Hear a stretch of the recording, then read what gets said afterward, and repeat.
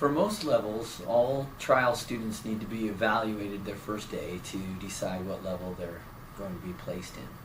This is true for levels for all 3 to 10-year-olds. So even though we register students, all 3-year-olds, in the minnows class for their first trial class, we don't try to place them in other classes when we initially contact them on the phone and decide what class they'll trial student in.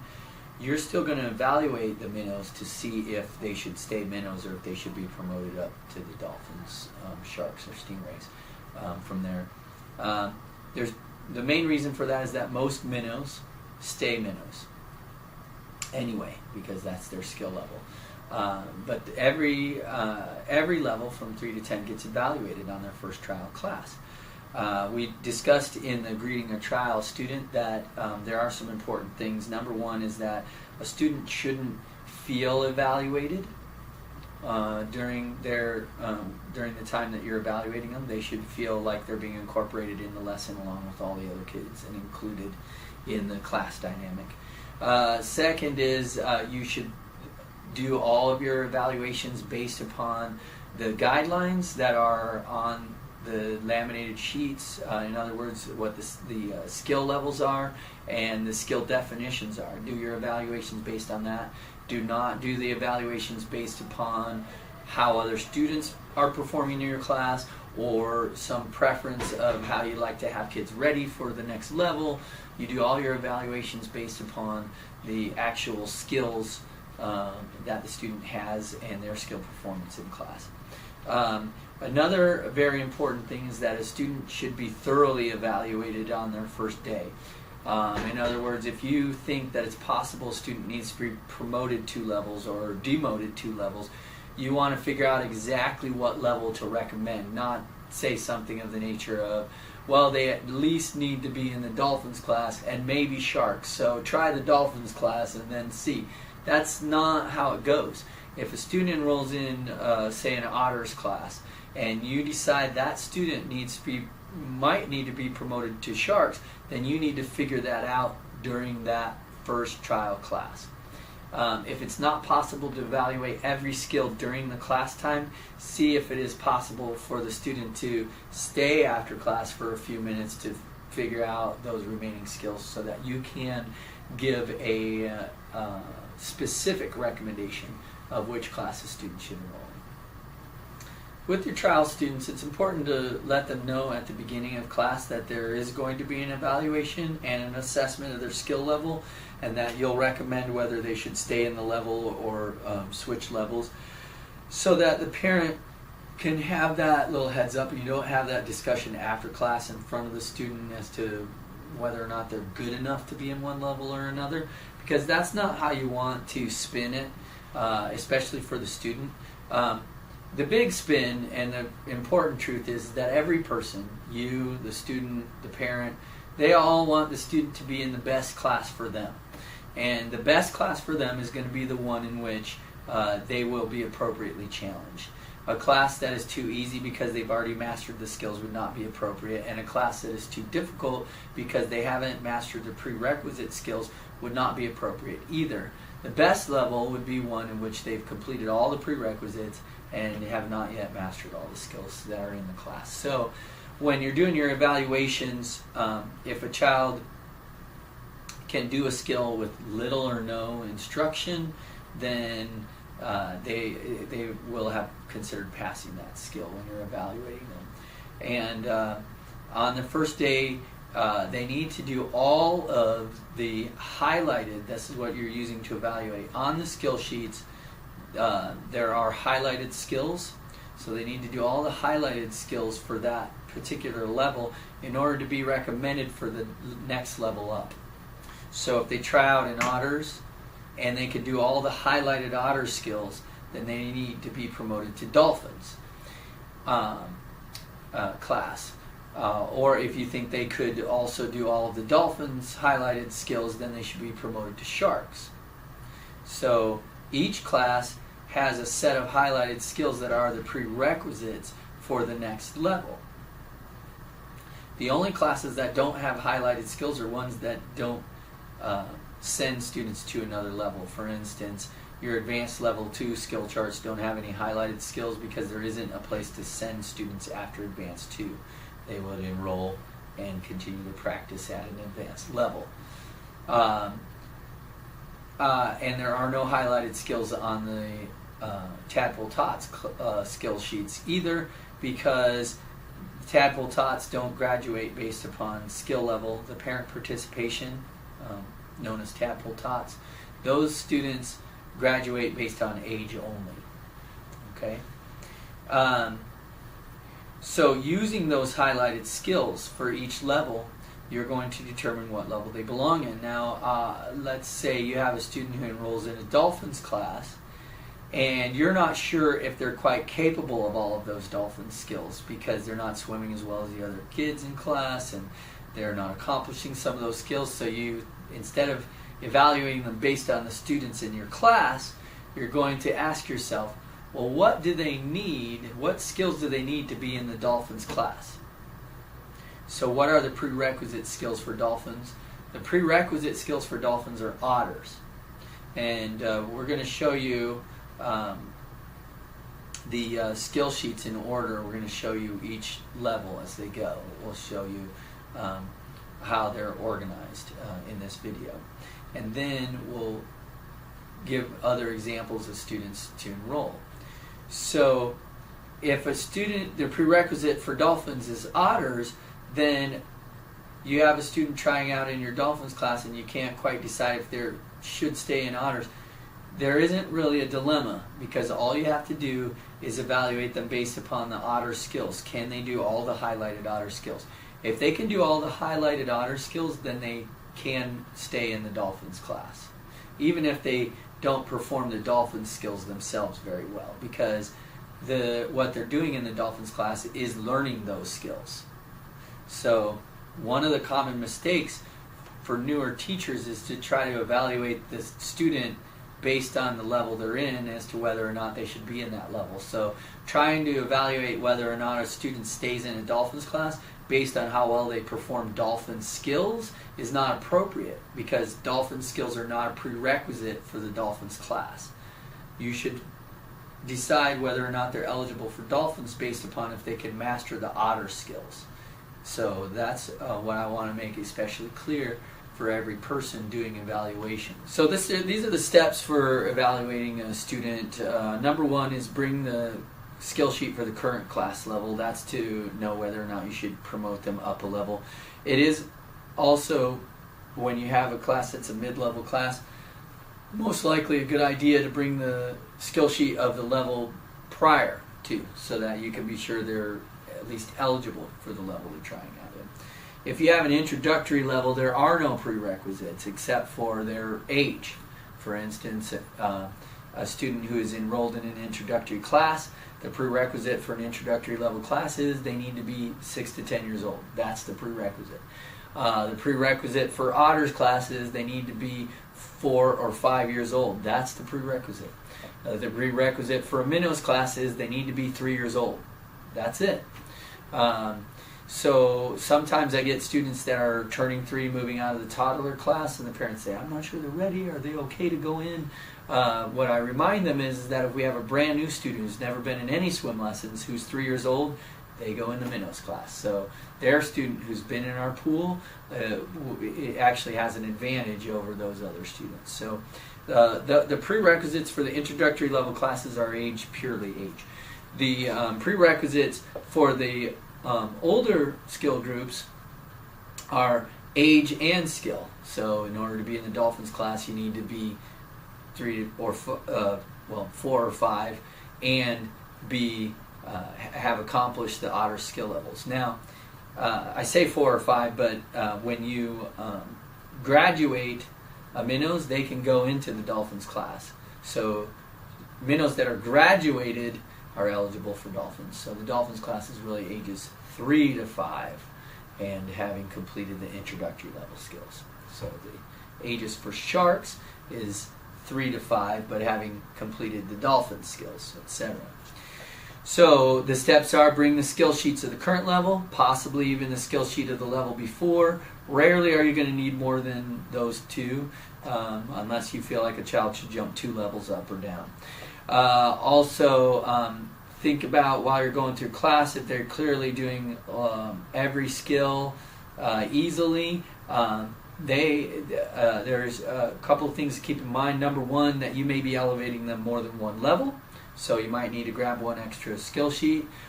Secondly is don't make assumptions. Just because they're able to do most of the more difficult skills easily doesn't mean they're going to be able to do all the skills, and it's an all skill thing. They can't do 9 out of 10 of the skills.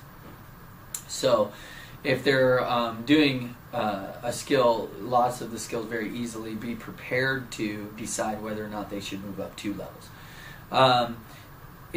Try to test them on, well, make sure that you test them on all the highlighted skills if they can do all the skills with little or no instruction. So if maybe they haven't heard of what an elementary backstroke is, but you show it to them and they try it and you say, well, your arms are a little more wide, or etc., and then they correct that, then they would pass that skill.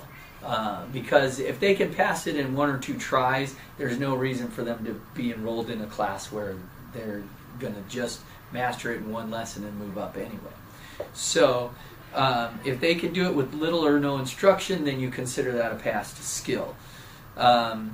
If they can not do all of the highlighted skills, in other words, if they do 8 out of 9 of the highlighted skills, then they should remain in the level of the skill that they couldn't accomplish. So if they're trying out, they're having a trial class in dolphins, and they can do 8 of the 9 dolphins highlighted skills, then they should stay in the dolphins class. Okay? Or if they're trying out in dolphins and you're not really sure if they need to be a dolphin, so you bring up the otters skill chart and they can only do 8 out of the 9 otters pass-off skills, then you should recommend they move down to the otters class in order to master the final skill that they need to be moved up. Now, make sure that you test all the highlighted skills, and remember to record your results as you go along, so that you're not having at the end of class to try to remember whether or not they did one skill or not correctly.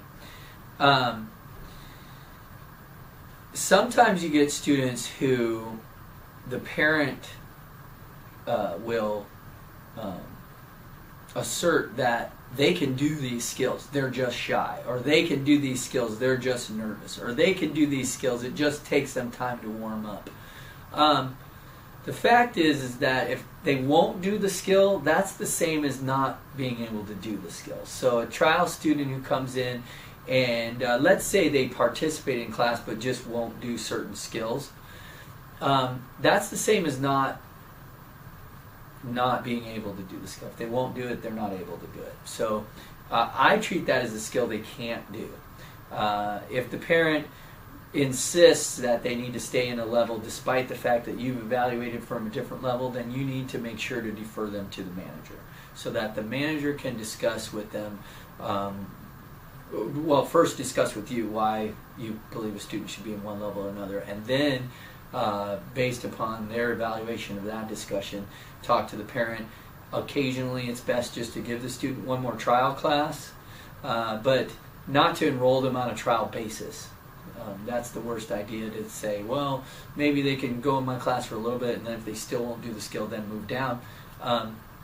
You just end up grandfathering them, and then it's hard to find a spot in the other class anyway. It's really better to place them at the beginning, so that they can be evaluated be in the class that's best for them. And when you are talking to the parents about what level you have evaluated their student for, it's important to go over that in detail. For instance, wow, they're a really good forward swimmer. They may need to work on some of their backward skills. So, therefore, otters would be the best level for them, because they'll master their backwards swimming skills, also be able to dive and resurface, and learn some other skills that will really benefit them for when they move up to the dolphins class. Another important thing to tell them is that there's no set amount of time they have to be in any particular level. They're in that level until they accomplish the skills for the level, and then they're promoted to the next level up. So these are the skill sheets for all of the classes that we offer. This is the skeletal structure. If you boiled our program down to the bare bones, this is what it's about, are these skills. All of the lesson plans, all of the teaching strategies are designed to help us teach students these skills.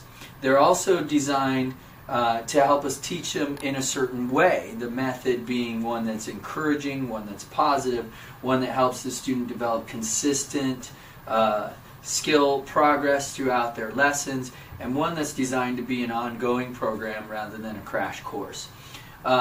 When you're evaluating students, you want to be sure you're placing them in the correct position.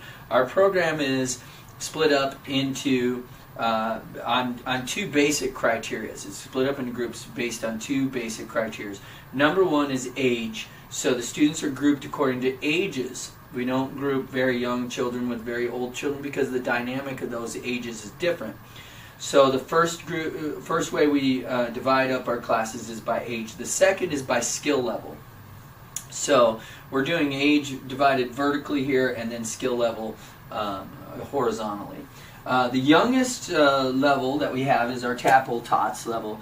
These students are not evaluated because all students under 3 are eligible for TAPL TOTS, and if they're under 3, they're not eligible for any other level. They need to be turning 3 in order to be eligible for minnows. So since we're talking about evaluating students, we don't really need to talk about evaluating TAPL TOTS. Any student who is 3 years old is eligible for minnows. Now, because starting at 3 years old, we promote them based upon skill levels, then we do want to evaluate our trial students to be sure that they are in the correct class if they initially start in a minnows class. So what we're looking at are the highlighted skills for any trial evaluated students. So all students 3 years old with no swim experience, they start out, actually even if they have swim experience, they try out in the minnows class. So all 3-year-old students, regardless of skill level, trial students are put in minnows first. Then we evaluate them based on the skills. If they're a trial student and they're between the ages of 4 and 5, they could try out in anywhere from otters up through otters, dolphins, sharks, or stingray, depending upon the assessment of the parents, what the parents feel assess their own child's skill level at, and what the office determines that to be. Now, because it is a trial, that doesn't mean that that's the class they have to enroll in, and it's especially important that we evaluate them. So every trial student needs to be evaluated and make sure that you do it based upon these specific skill sheets. Now, if they're 6 to 10 years old, they're going to be trying out in one of these levels here and then evaluated according to the highlighted skills on those skill sheets. That's introductory, basic, intermediate, or advanced. Now, as I said before, they're split according to ages. So we have 3-year-olds, we have 4 and 5-year-olds, and then because the 3-year-olds and the 4 and 5-year-olds both get promoted forward from there, these classes are all 3 to 5 years old. Dolphins 3 to 5, sharks 3 to 5, stingrays 3 to 5. These classes are all 6 to 10, and these are the classes for all students 6 to 10 years old. Now, the way that we divide them according to skill level is based on introductory levels. That's minnows, otters, and intro. And if you look at the skill sheets, the skills that are on the skill sheets for minnows, otters, and introductory, you can see that straight across all the skills are identical. We do that on purpose so that the skill progression for the ages is seamless. If a student who is enrolled in a minnows class turns 4, they can move straight into an otters class and be basically at the same skill set. Of course, they'll get a new poster, and the teacher will get a new chart and everything, but we know they'll be in the correct level class because the intro is still the introductory level. And the same is true if a student is enrolled in otters and then turns 6. They'll still be in the right placement. We've kept it the same all the way through. So the basic class is the same as the dolphins class. And this is for the very same reason, that if a student is enrolled in Dolphins and then turns 6 years old, they can seamlessly move into a basic class without needing to be reevaluated. They're automatically eligible for basic if they turn 6 and are already at the Dolphins level. The same is true for a student who is Sharks. If they're already in a Sharks level and they turn 6, they're automatically eligible for intermediate because the intermediate level is directly equivalent to the Sharks level. So we've done that on purpose so that there can be this seamless movement when children age out of a level instead of graduate out. And when you're evaluating, you can see that there are the highlighted skills on each of these sheets that are classes that are evaluated according to their skill level. There aren't any highlighted on the Stingrays. There aren't any highlighted on the Advanced because they're not a prerequisite for any level. The Tadpole Tots, there are not any highlighted skills on that because we don't evaluate Tadpole Tot students. They stay in the class until they turn 3. If you have a student who's enrolling in the Dolphins class and they're struggling with the Dolphins skills, it doesn't necessarily mean that they need to be moved down to the Otters class. In fact, what you want to do is take the Otters skill chart to evaluate your Dolphins student and see if they can do all of the highlighted skills on this Otters chart, then they belong in Dolphins class because these are the prerequisites. The Otter skills are prerequisite for Dolphins, so they belong in the Dolphins class if they can accomplish all the Otter skills, even if they cannot accomplish the Dolphin skills just yet. Because after all, remember, the skills on the chart for Dolphins are the skills they want to master in order to graduate Dolphins. So that's an important thing to remember, and a common rookie mistake is to try to evaluate the student's eligibility for a level based upon the skills for that level only. You don't want to do that. Because if you evaluate them based on that level only, you're trying to do it by comparison, by comparing how they perform with other students in the class or how well they do with just those skills, whereas each skill set is meant to be a prerequisite for the following. So if they can already do all the highlighted skills on the Dolphins class, the class they really belong in then would be Sharks. So if you get a tryout who can do all of the highlighted skills on Dolphins, then they go to Sharks. If you get a tryout who can't do any of the highlighted skills on Dolphins but can do all of the ones on Otters, then they belong in Dolphins. That's the way that you want to make sure that you're evaluating your students. If they can do 8 out of 9 skills, then they're not quite ready. So if they get in the Dolphins class and they can do most of the Dolphins highlighted skills, but not every single one of them, then they should be recommended to stay in the Dolphins class so they can master the skills needed to move up to Sharks. So for every level, this is the way we divide up our students and the basis by which we evaluate them. Okay, so these are some trial student scenarios you might run into. You might have a trial student who is 3 years old but can't quite do all of the highlighted skills in the Minnows class. What class are you going to recommend that they register in? Well, the answer to that is the Minnows class, because there isn't a prerequisite for Minnows, so even if they can't do any of the skills or won't do any of the skills, Minnows is appropriate for a student at that point. Let's say you have a student who enrolls in or is trying out a class in the Dolphins class, and they can't swim as well as any of the other Dolphins students in your class. What are you going to recommend for them? Well, the answer is you don't have enough information to make a recommendation, because you shouldn't compare your trial student to the other students in your class. What you need to do is make sure that you're evaluating them based on the skills. Now, one clue that they can't swim as well as the other students in the Dolphins class gives you is that what you're not going to be evaluating them to move up, but instead may possibly be recommending they move down. But you don't have enough information. What gives you that information is evaluating the Otter skills. If they can do all of the highlighted Otter skills, then they should stay in that Dolphins class even though they may not be as prolific or proficient of a swimmer as the other dolphins swimmers. Now, if on the other hand, you have a student who's in the same situation, they're in their dolphins class, not really swimming as well as the other dolphin students, but so then you take out that you use the otter skill sheet to evaluate that trial student, and they can do most but not all of the otter skills, then you should, for the best interest of that student, recommend that they move into an otters class to master those introductory level skills in order that they can thrive in the dolphins class. Now, if you have a student, let's say you have a trial student who enrolls in basic, okay? Now, just because they've come their first day in basic doesn't mean that that is the class they're going to stay in. In fact, they're out swimming all of your other basic students, so it's giving you an indicator that perhaps they should be promoted beyond basic. Once again, you don't have enough information to make that recommendation just based upon how they're swimming compared to the other students in class.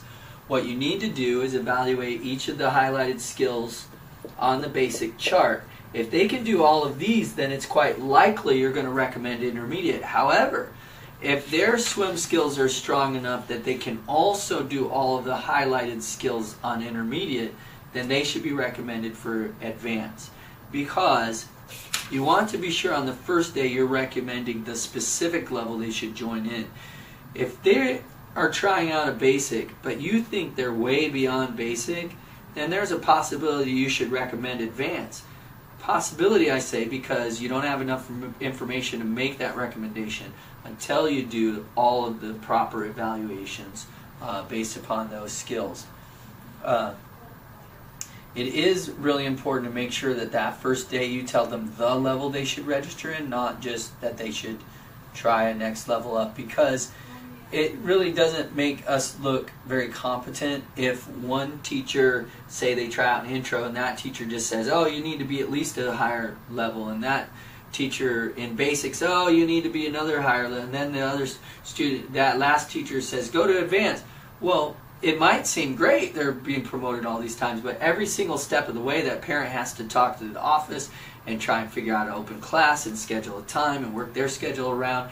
And it would be way more valuable to them if the first day this teacher who evaluated them could figure out what class they belong in. Even if it was way off what class they decided to try out in.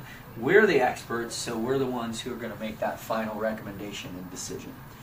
If at any time you have a parent who is not accepting of your recommendation for what class their child should enroll in, please make sure you tell them that you'll talk to the swim manager and have that manager give them a call regarding their child's registration. Because it's important not to get in an argument with the parent about something. Then you feel invested and they feel invested, and it gives everybody a chance to dig in their trenches.